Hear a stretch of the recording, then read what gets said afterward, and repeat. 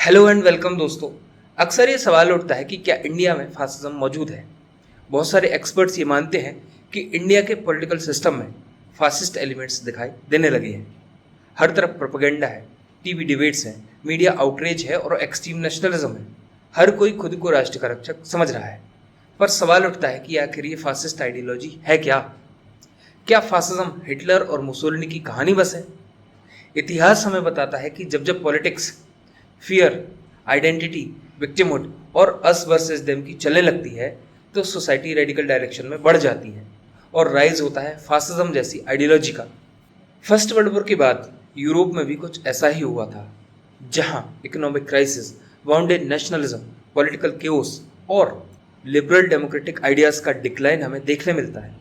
लोगों का भरोसा धीरे धीरे लिबरल आइडियाज, डेमोक्रेटिक वैल्यूज से कम होने लगता है और लोग इमोशनल नेशनलिज्म की तरफ बढ़ जाते हैं और इसी क्राइसिस से पैदा होता है फासिज्म। तो सबसे बड़ी बात यह है कि फासिज्म हिटलर और मुसोलिनी की कहानी भर नहीं है, ये एक सिस्टमेटिक आइडियोलॉजी है और फैक्ट ये है कि मॉडर्न डेमोक्रेसीज में फासिस्ट एलिमेंट्स दिखाई दे रहे हैं। और आज के इस वीडियो में हम इसी आइडियोलॉजी पर चर्चा करेंगे, समझने का प्रयास करेंगे कि आखिर ये आइडियोलॉजी है क्या, ये काम कैसे करती है, इसकी पॉलिटिकल फिलॉसफी, पॉलिटिकल साइकोलॉजी इसकी क्या है, और सबसे महत्वपूर्ण सवाल आज का कि इंडिया के पॉलिटिकल फ्रेमवर्क में क्या फासिज्म के एलिमेंट्स दिखाई दे रहे हैं। क्योंकि आज पूरी दुनिया में एक अजीब पॉलिटिकल क्राइसिस दिखाई दे रहा है, जहां डेमोक्रेटिक इंस्टीट्यूशंस फॉर्मली मौजूद हैं, इलेक्शंस हो रहे हैं और सिस्टम काम कर रहा है, लेकिन दूसरी तरफ सोसाइटी में पोलराइजेशन, डिस्ट्रस्ट, प्रोपेगेंडा बढ़ रहा है। इमोशनल नेशनलिज्म लोगों को प्रभावित कर रहा है और मॉडर्न डेमोक्रेसीज का सबसे बड़ा संकट यही है कि डेमोक्रेटिक इंस्टीट्यूशंस बाहर से काम करते हुए दिखाई देते हैं, लेकिन इंटरनली उनका पॉलिटिकल कल्चर चेंज हो रहा होता है।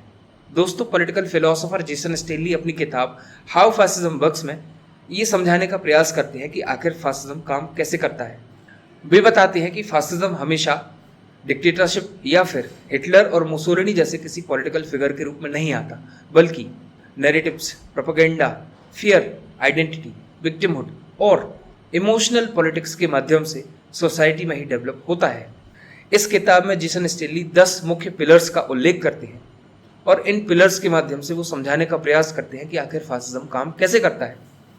और यकीन मानिए, इन 10 पिलर्स के बेसिस पर आप किसी भी डेमोक्रेटिक सिस्टम में, किसी भी पॉलिटिकल फ्रेमवर्क में फासिस्ट एलिमेंट्स को डिटेक्ट कर सकते हैं, उन पर एनालाइज कर सकते हैं। इन सारे सवालों को अच्छे से समझने के लिए हमें सबसे पहले ये समझना होगा कि आखिर फासिज्म है क्या। तो फासिज्म की सिंपल डेफिनेशन है, वो ये कहती है कि फासिज्म एक मास पॉलिटिकल मूवमेंट है जिसमें एक्सट्रीम नेशनलिज्म, रेशियल सुप्रीमेसी और मिलिटरिज्म को सपोर्ट किया जाता है। अब यहाँ पर एक सवाल उठता है कि आखिर ये आइडियोलॉजी डेवलप कैसे हुई। तो जैसा कि मैंने आपको बताया, फर्स्ट वर्ल्ड वॉर के बाद यूरोप में एक प्रकार का पॉलिटिकल केओस था और इसी केओस के बाद दो पॉलिटिकल आइडियोलॉजी इमर्ज होती है। एक थी फासिज्म और एक थी कम्युनिज्म। आज की चर्चा हमारी फासिज्म को लेकर है। तो फासिज्म का राइज हमें देखने मिलता है उस लिबरल डेमोक्रेटिक आइडियाज के अगेंस्ट जो कि यूरोप में एनलाइटनमेंट के बाद डेवलप हुए थे।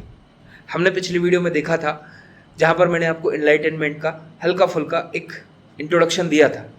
आगे मैं इन सारी चीज़ों को और एक्सप्लेन भी करूँगा।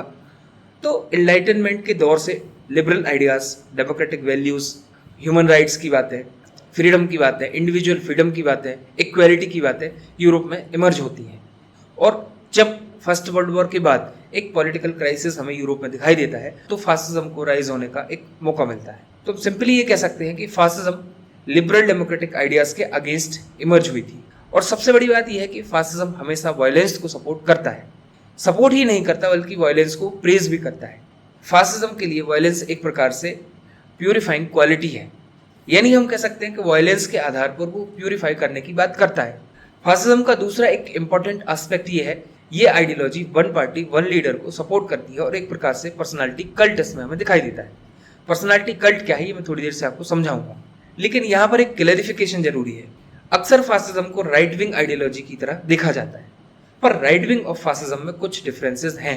जैसे कि राइट विंग हमेशा कल्चर, ट्रेडिशन और लैंग्वेज को लेकर कंजर्वेटिव होता है, लेकिन दूसरी तरफ वो स्ट्रॉन्ग गवर्नमेंट, इंस्टीट्यूशन और इंडिविजुअल राइट्स को भी सपोर्ट करते हैं।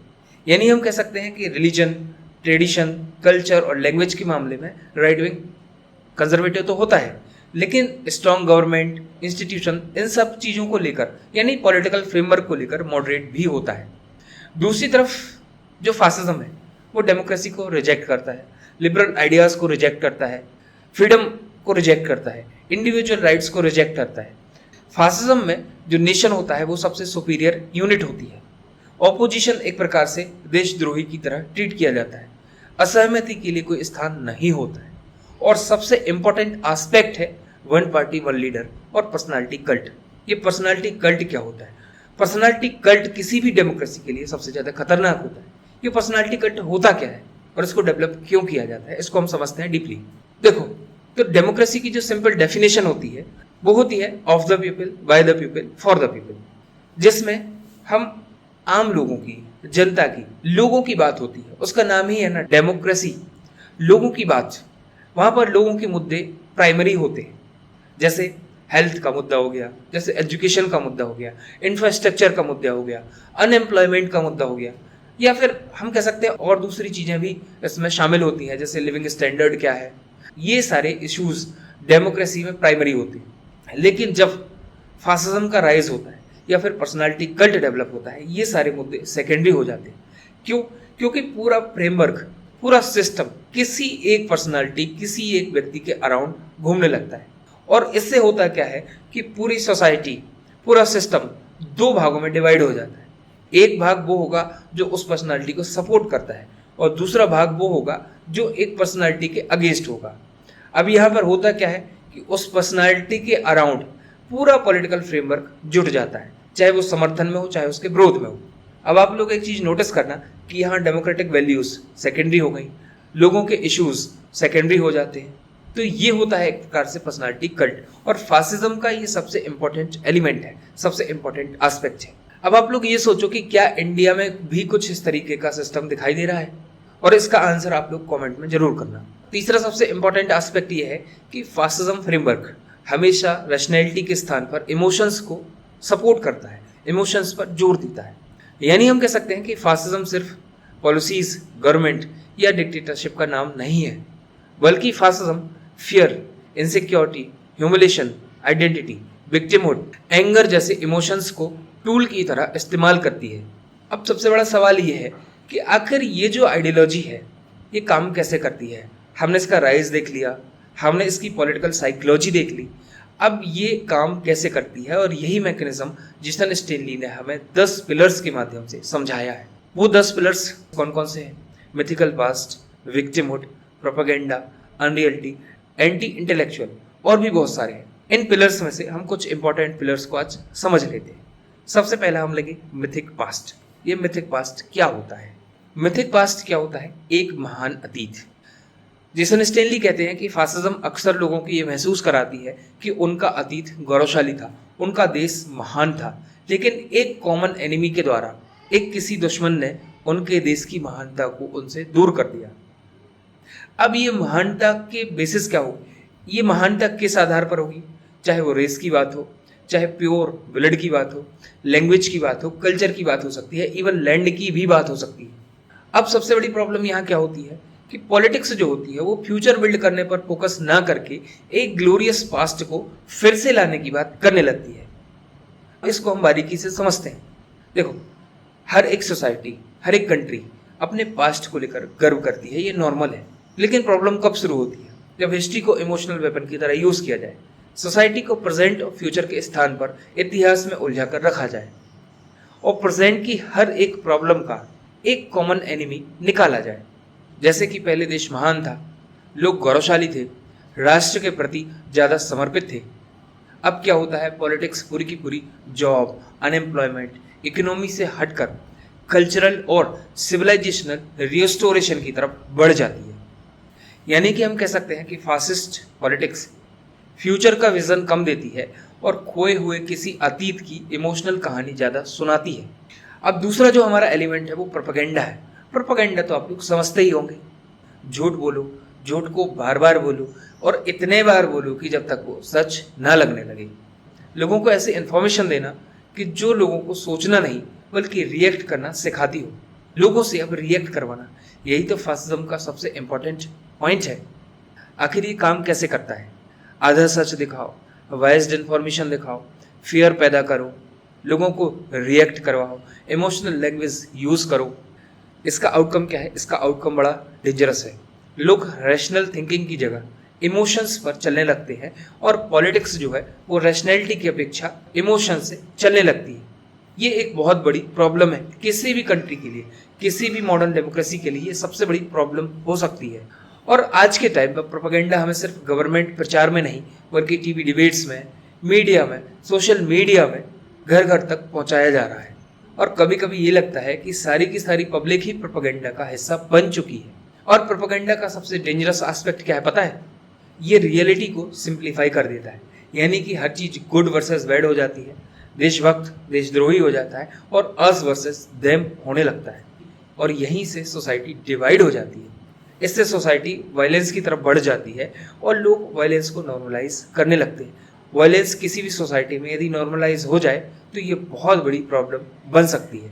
इसके बाद तीसरा पॉइंट जो आता है वो विक्टिमहुड का है। विक्टिमहुड का सीधा सीधा सा मतलब ये है कि आप कहीं ना कहीं विक्टिम हो। इसको हम ऐसे समझ सकते हैं कि मेजॉरिटी पॉपुलेशन को माइनॉरिटी का डर दिखाया जाता है और ये एहसास कराया जाता है कि जो मेजॉरिटी पॉपुलेशन है उनके सारे अधिकार, उनका सारा फ्यूचर माइनॉरिटी के कारण खतरे में है। और सबसे इंटरेस्टिंग बात यह है कि मेजॉरिटी पॉपुलेशन भी कहीं ना कहीं इन सारी चीज़ों को एक्सेप्ट कर लेती है। उसे लगने लगता है कि उसका कल्चर खतरे में है, उसका ट्रेडिशन खतरे में है, उसकी लैंग्वेज खतरे में है। अब क्या होता है, यहाँ पर जो पॉलिटिक्स है वो फियर और एंगर की हो जाती है। और इसका आउटकम क्या होता है? इसका आउटकम बड़ा डेंजरस है, क्योंकि जब मेजॉरिटी अपने आप को विक्टिम समझने लगे तो वहाँ एग्रेशन जस्टिफाई होने लगता है, इंटॉलरेंस बढ़ने लगती है और डेमोक्रेटिक वैल्यूज कॉम्प्रोमाइज हो जाती है। और आज के दौर में जब हम देखते हैं तो सोशल मीडिया का use viral content, victimhood, fear को बढ़ाने के लिए किया जा रहा है, क्योंकि जो सोशल मीडिया है वो ऑथेंटिक इन्फॉर्मेशन से ज़्यादा व्यूज, एंगेजमेंट और जो नैरेटिव्स है उनको प्रमोट करना पसंद करता है। और इसके बाद सबसे बड़ा जो पॉइंट है एंटी इंटेलेक्चुअलिज्म। एंटी इंटेलेक्चुअलिज्म तो आप लोग समझ ही गए होंगे, ये जो बुद्धिजीवी है उसके अगेंस्ट होता है। यूनिवर्सिटीज़ हो गया, कोई हिस्टोरियन हो गया, कोई पॉलिटिकल एक्सपर्ट हो गया, इकोनॉमिस्ट हो गया, कोई हम कह सकते हैं कोई सोशल ऑर्गेनाइजेशन हो गई जैसे कि एनजीओ वगैरह, इन सारी चीज़ों के अगेंस्ट होगा। क्योंकि फासिज्म को सदैव ये खतरा रहता है कि रैशनैलिटी उसको चैलेंज कर सकती है। तो ये मेन एलिमेंट्स हमने डिस्कस किए कि फासिज्म आखिर काम कैसे करता है। और मुझे यकीन है कि जो ये पिलर्स मैंने डिस्कस किए हैं इनके बेसिस पर आप लोग कहीं ना कहीं फासिज्म को डिटेक्ट कर पाओगे, फासिस्ट एलिमेंट्स को किसी भी डेमोक्रेटिक सिस्टम में डिटेक्ट कर पाओगे। और सबसे बड़ा सवाल यही है कि जो एलिमेंट्स हमने डिस्कस किए हैं ये इंडिया के पॉलिटिकल सिस्टम में दिखाई दे रहे हैं। और दूसरी बात यह है कि आखिर फासिज्म के पीछे बैकग्राउंड क्या है, इसका हिस्टोरिकल बैकग्राउंड क्या है, ये डेवलप कैसे हुई, वो कौन कौन से सिनेरियो थे जहां हमें फासिज्म का राइज होता हुआ दिखाई देता है। मुसोलिनी का रोम मार्च हो या फिर हिटलर का राइज हो। और सबसे डिबेटेबल क्वेश्चन ये है कि क्या सच में फासिज्म की पूरी आइडियोलॉजी फ्रेडरिक नीचे की फिलॉसफी पर खड़ी हुई है? इन सारे सवालों को हम आंसर करेंगे अपने इसी वीडियो के नेक्स्ट पार्ट में। तो आज का वीडियो कैसा लगा कमेंट करें, वीडियो को शेयर करें, लाइक करें और चैनल को सब्सक्राइब करें। मिलते हैं हम अगले वीडियो। Thank you.